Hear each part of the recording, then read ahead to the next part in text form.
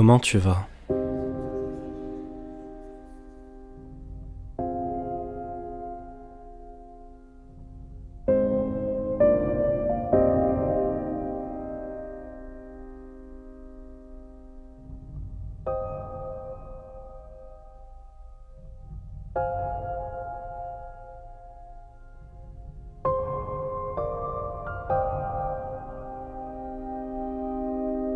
On sait, toi et moi, que cette réponse n'est presque jamais correcte. On répond oui parce que c'est ce qu'on attend de nous, parce que c'est plus facile, parce qu'en réalité, qui veut vraiment savoir ce qu'il se passe?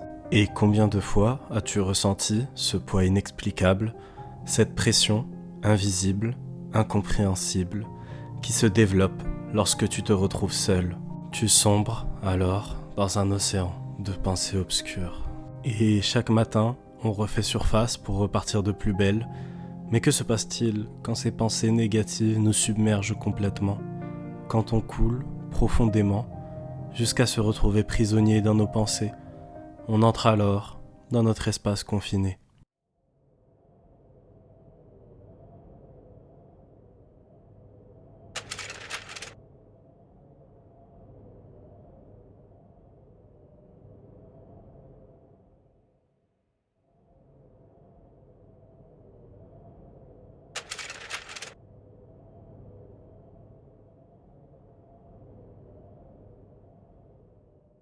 Cet endroit est confiné dans notre tête où nos pensées s'entremêlent afin de créer un monde idéal dans lequel nous nous sentons à l'aise.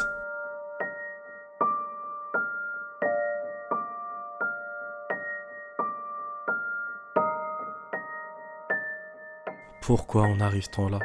Il existe de multiples raisons, dont la perte. La perte d'un être cher, par la mort d'un ami, d'un proche, le sentiment de ton cœur qui se serre, la sensation de ne plus pouvoir respirer.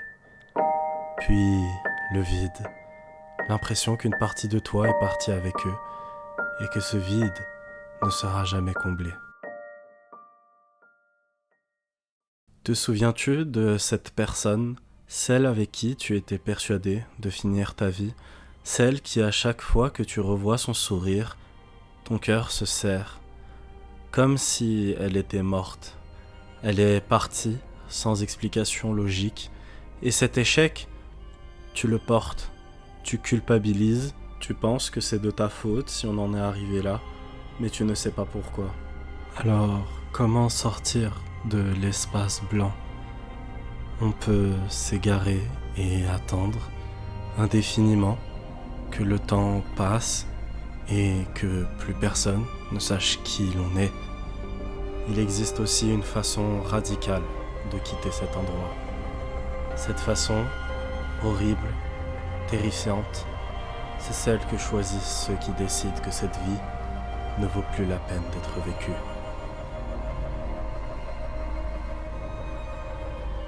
Cette voie ne sert jamais une fin heureuse. Ce choix ne sera jamais le bon. Il n'apportera que tristesse et désespoir à tous ceux qui t'entourent. Alors, que faire? Je veux que tu essayes d'ouvrir les yeux et de regarder la main tendue vers toi. Apprends à la saisir même si tu as peur. Car si l'on te tend la main avec le sourire malgré les blessures, c'est parce qu'il y a quelqu'un qui tient à toi.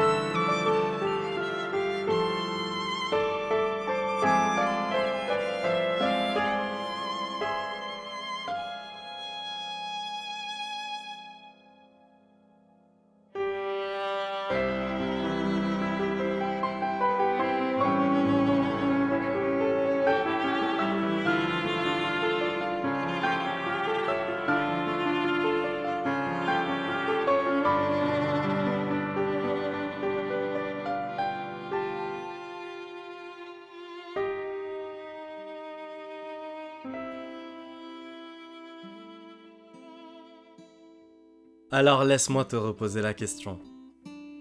Comment tu vas ?